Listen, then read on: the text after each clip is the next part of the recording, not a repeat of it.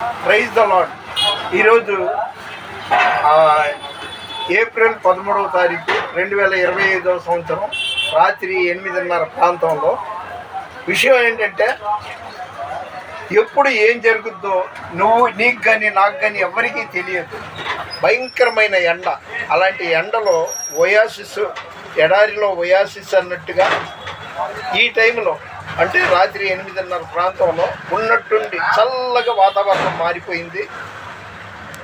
అదేవిధంగా పెద్ద గాలి వీచింది. వాన రాకడ ప్రాణం పోకడ దేవుడికే తెలుసు. అందుకని దేవుడిని ఏ క్షణం మనకి మంచి జరుగుద్దో చెడు జరుగుద్దో తెలియదు. కాబట్టి అలయక ప్రార్థన చేయండి, అలసిపోకుండా ప్రార్థన చేయండి, విసుగక ప్రార్థన చేయండి. దేవుడు మిమ్మల్ని మీ కుటుంబాన్ని దీవించును గాక. నీ కృప నిత్యముండును, నీ కృప నిత్య జీవము, నీ కృప వివరింప నా తరమాయేసయ్యా.